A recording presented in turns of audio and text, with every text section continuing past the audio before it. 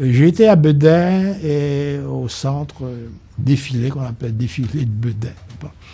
Centre, c'est vite dit. Bon, en réalité, c'est un genre de camp de concentration où les patients se promenaient nus. Il y avait quelques baraques et délabrées. Il n'y avait pas de dossier, aucun dossier. On ne savait pas qui était là. Bon. Il n'y avait pas de personnel soignant. Le directeur, c'était quelqu'un qui était un boulanger, bon, qui avait hérité de ce poste, on ne sait pas comment. Bon. Et c'est lui qui était le directeur de l'hôpital de psychiatrie. Mais c'était quelqu'un quand même qui était connu par la sphère politique. Bon, alors je suis arrivé là, et puis on a commencé par voir comment les choses se déroulaient. On constituait d'abord des dossiers. Et je me rappelle, à l'occasion d'une de nos visites, Duvalier a fait une descente surprise à Bedain. Il est venu voir l'état des lieux, là. Et il nous a rencontrés sur place et il a vu, il m'a expliqué ce que nous étions en train de faire. Mais dans ce temps-là, je me suis senti seul un peu. Et c'est alors que j'ai essayé de sensibiliser un petit peu les autres, d'alerter l'opinion publique au sujet de l'état de Bedain. Avec quelques médecins et d'autres personnes de bonne volonté, là, nous avons constitué la Ligue d'hygiène mentale. Bon, alors on s'est dit, il faut quand même constituer un réseau pour s'attaquer à ces problèmes-là. Et c'est ainsi que le Dr César a été nommé président de cette Ligue d'hygiène mentale. Moi, j'étais le vice-président. Et on a commencé à donner des conférences à l'Institut français, à l'Institut haïtiano-américain, et pour, de même à la télévision, à la radio, pour sensibiliser un petit peu les gens aux problèmes de la maladie mentale, le problème psychologique, l'éducation des enfants. Je dois ajouter que la Ligue d'hygiène mentale n'agissait pas seule. Elle faisait partie d'un réseau. C'était la Fédération caraïbéenne de santé mentale. Bon.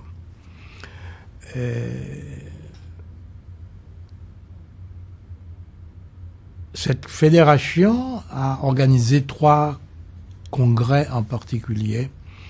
Un aux îles Vierges qui était consacré aux enfants et antillais. Un deuxième à Kingston, Jamaïque, où j'étais là à la tête d'une délégation haïtienne, nombreuses délégations. Le docteur Lazure faisait partie précisément de cette délégation aussi, on y reviendra. Et puis un 3e congrès a eu lieu cette fois-ci à Port-au-Prince et était consacré à l'ethnopsychiatrie. Et c'est là, à cette occasion, que j'ai présenté le film End-Up, fait avec le professeur Henri Collomb. Et c'est là que pour la première fois, on parlait d'ethnopsychiatrie en Haïti. Et le public était très intéressé par cette approche et puis désirait en savoir davantage. Et je suis resté en bon terme avec les gens de la Fédération caraïbéenne de santé mentale, qui étaient encadrés par beaucoup de psychiatres et de psychanalystes américains. Et c'est ainsi que, par exemple, il prenait en charge et la plupart des frais des délégués haïtiens. Par exemple, la délégation haïtienne, nous étions 12 environ. Chaque fois qu'on nous invitait, il y avait toujours des psychiatres américains qui s'offraient pour payer les dépenses là, des délégués haïtiens, etc. C'était très bien vu de leur part, etc. Et dans cette foulée est arrivé Dr Nathan Klein. Bon. Alors, Dr Klein, au départ, on ne le connaissait pas beaucoup. On était beaucoup plus habitués à des gens comme Dr Vera Rubin, qui dirigeait à New York le Research Institute for the Study of Man, bon, avec laquelle j'aurais des contacts prolongés là, à la suite. Et Dr Klein est arrivé et a pris contact avec Dr Louis Mars et toute l'équipe. Il proposait de détruire Bedet. Je me rappelle visiter Bedet en ma compagnie. Tout a été filmé en détail. Et il a proposé de détruire Bedet et de le reconstruire avec l'aide des patients. Bon. Elle dit, ces patients étaient là, il n'y avait rien à faire. Alors, il pourrait servir de main-d'œuvre et on va les mettre dans le coup. Et c'était une première partie, d'un premier temps. Le deuxième temps, il a proposé de construire un hôpital, on appelle plutôt un centre psychiatrique moderne, dans le cadre de l'hôpital général et de la faculté de médecine d'Haïti. Bon. Et tous les médicaments seraient offerts gratuitement, mais en retour, tout l'équipement aussi. En retour, Haïti accepterait de certaines expérimentations avec des drogues nouvelles et sur les maladies mentales. Alors, je pense que dans ce temps-là, les drogues commençaient à faire beaucoup de bruit, là, comme les psychotropes, là, l'introduction de maladies mentales. Il y avait Dr Lehman à Verdun, à Douglas, au Québec, qui commençait aussi à faire des expériences sur la schizophrénie avec ces drogues-là. Et puis, ils se connaissaient, Lehman et Klein. Et Lehman était aussi très intéressé à expérimenter certaines drogues dans d'autres contextes que le contexte occidental. Alors tout ça a été accepté par Haïti, et c'est ainsi que on a détruit et reconstruit Bedet. Bon. Ensuite, on a construit le centre de psychiatrie qui allait plus tard s'appeler Centre de psychiatrie Mars et Klein. Et dans l'équipe, il y avait, je me rappelle au départ, il y avait personne pour diriger le centre de psychiatrie. Il y avait on a fait appel à un Français, le docteur Alain Sanseigne, qui faisait sa résidence en psychiatrie aux États-Unis, et dans l'équipe de Klein, et on l'a nommé directeur du centre de psychiatrie Mars et Klein à Port-au-Prince. Alors dans ce temps-là, il n'y avait pas d'aile des enfants, là. Ce sera ajouté plus tard, une aile pour la psychiatrie infantile. Docteur Sanseigne n'est pas resté longtemps à cause de son approche, son caractère. Ça ne marchait pas. Il est entré en collision avec le pouvoir et il a dû partir dans des circonstances qui n'ont jamais été éclaircies. Et on lui a demandé de partir. Et il a été remplacé par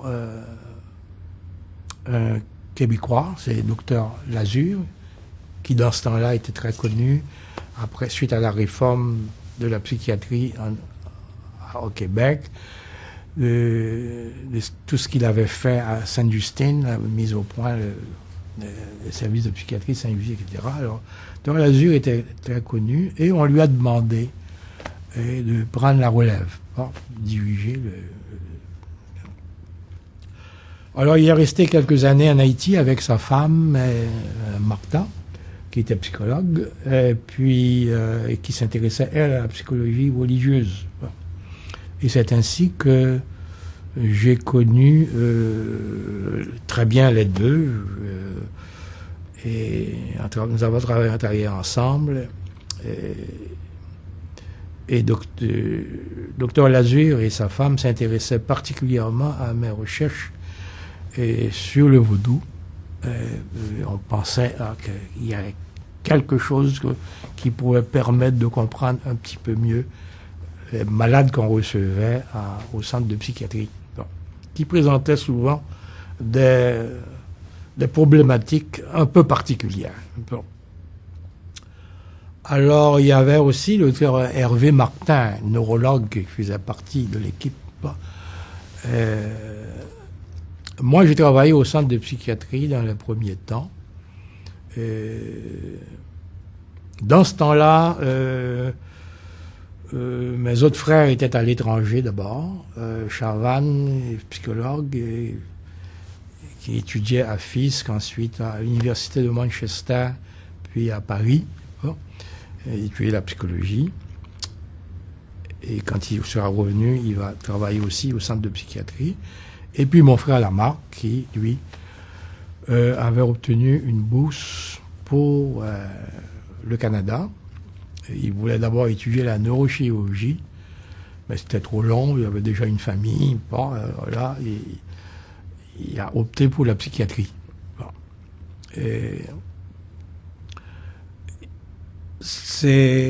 Alors une petite parenthèse à propos de Lamarck. Lamarck a fait ses études de psychiatrie à l'époque de quelqu'un qui était très connu en psychiatrie, qu'on appelle Dr. Ewen Cameron, qui est le directeur de l'Institut Allen Memorial. C'était le grand patron de la psychiatrie occidentale dans ce temps-là. Et il a pris Lamarck sous sa protection avec sa famille. Et c'est ainsi que Lamarck a participé à toute l'atmosphère là, de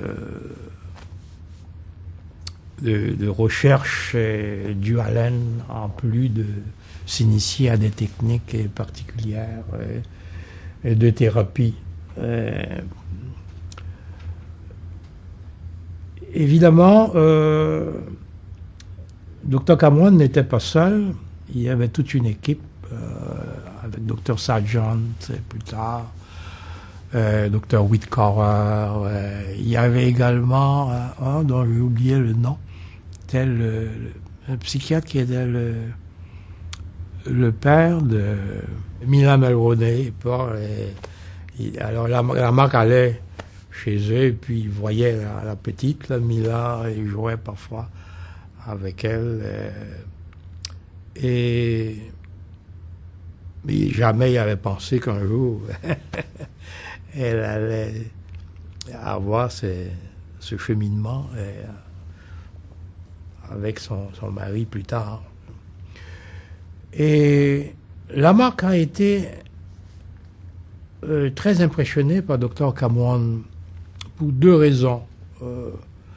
D'abord parce que dans ce temps-là, c'était très difficile pour un médecin noir comme une infirmière noire d'avoir accès à la clientèle.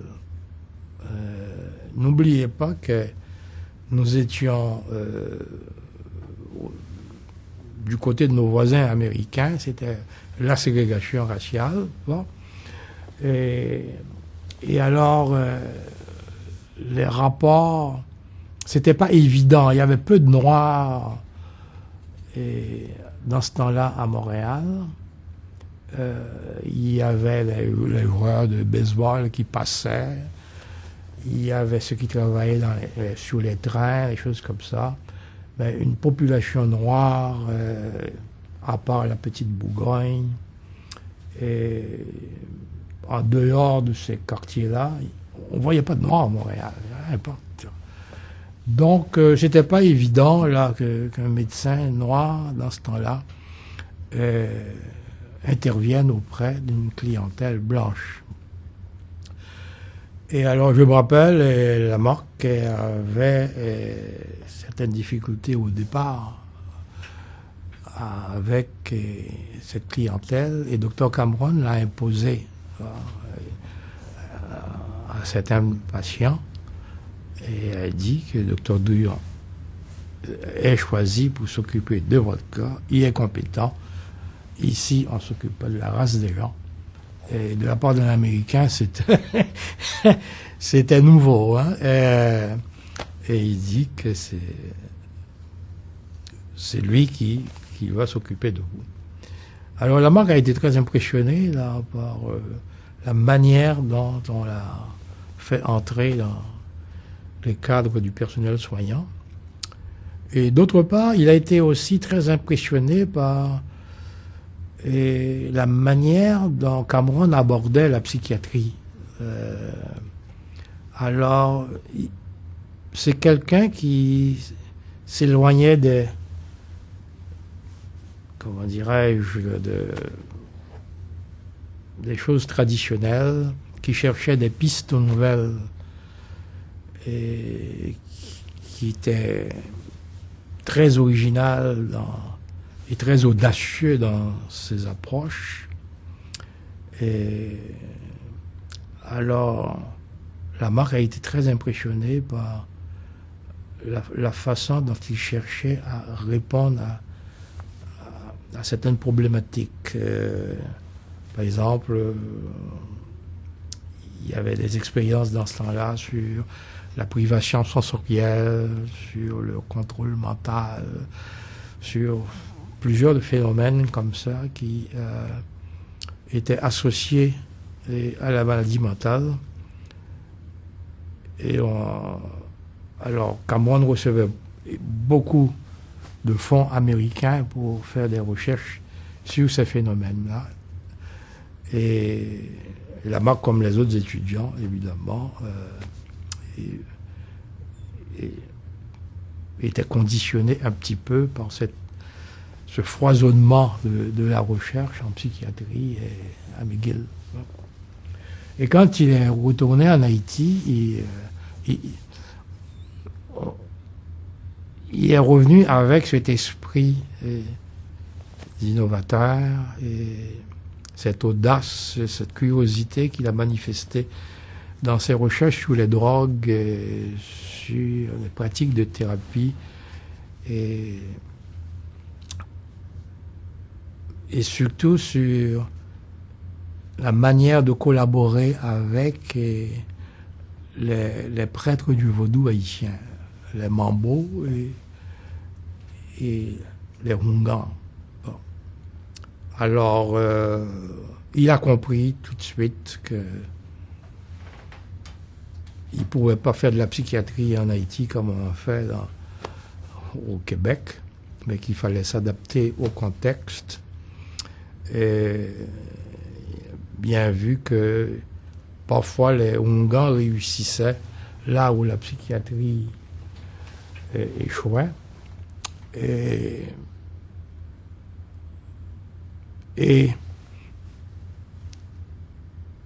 quand les cas ne relevaient pas de sa compétence, il n'hésitait pas à les acheminer vers le Hungan, surtout quand la thématique était clairement type vaudou.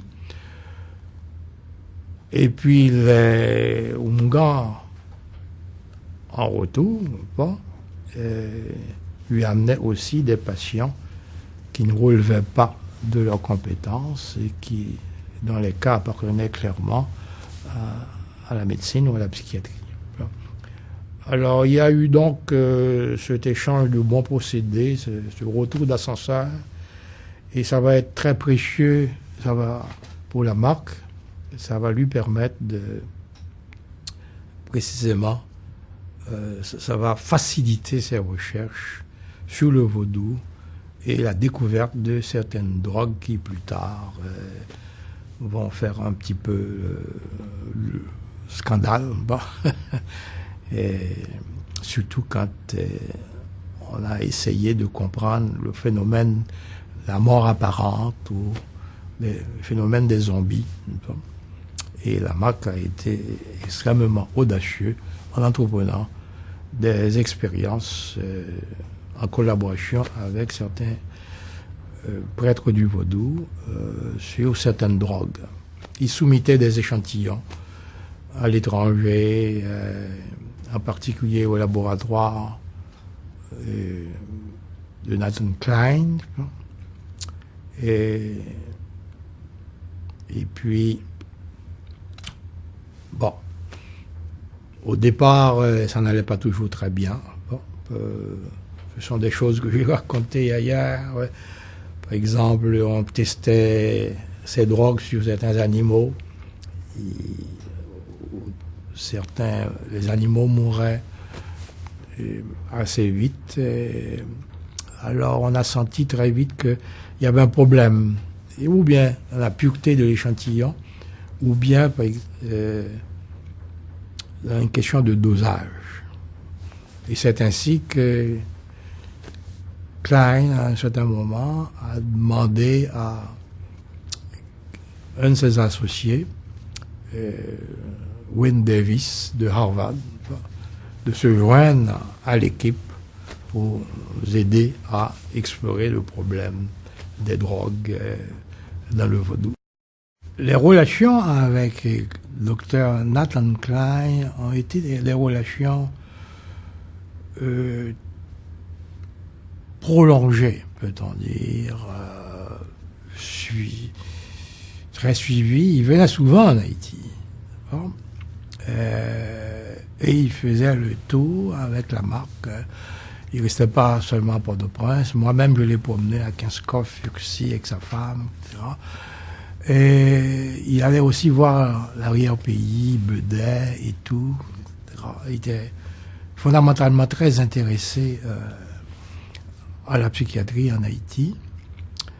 Et il supervisait aussi le développement des recherches sur les drogues. Il a intéressé d'autres personnes aux problèmes d'Haïti. Et c'est ainsi que, par exemple,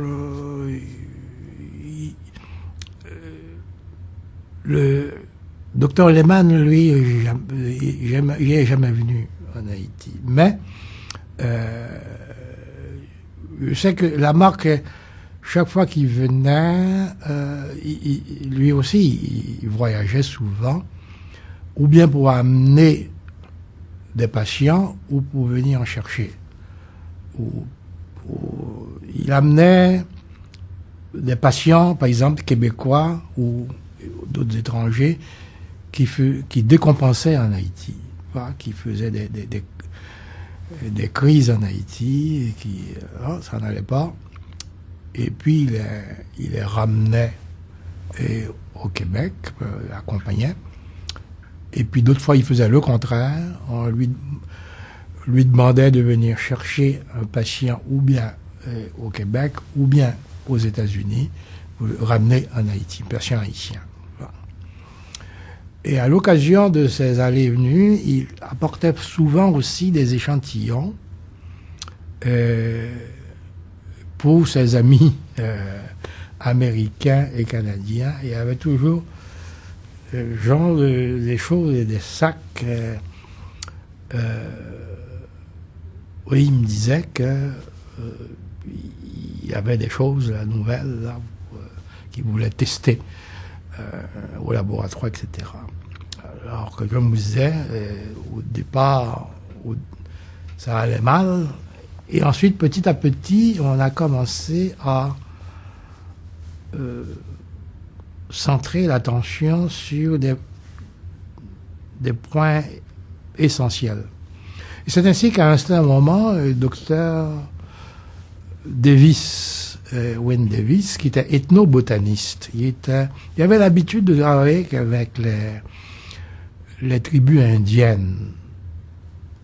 Et il était familier des pratiques de thérapie des autochtones auprès des malades mentaux et des autres malades. Alors c'est ainsi que Klein lui a permis de se joindre à l'équipe. Il a obtenu une année sabbatique. Il est venu en Haïti et il a passé plusieurs mois en Haïti. Il allait s'asseoir à côté des Hungars et assistait à leur pratique, leur intervention. Il se faisait donner des échantillons, il recueillait lui-même les échantillons, et puis les amenait aux États-Unis pour les faire analyser. Et c'est ainsi que on a fini par découvrir que, au fond, les principes actifs de ces drogues qui induisaient l'état de mort apparente, c'était quelque chose qui venait d'un type de poisson qu'on trouve dans les Antilles et d'un type de crapaud. Bon, alors, lui, il a participé à l'extraction des parties essentielles qui constituaient la toxine qu'on allait administrer ensuite aux gens qu'on voulait transformer en morts vivants, comme on dit, en zombies.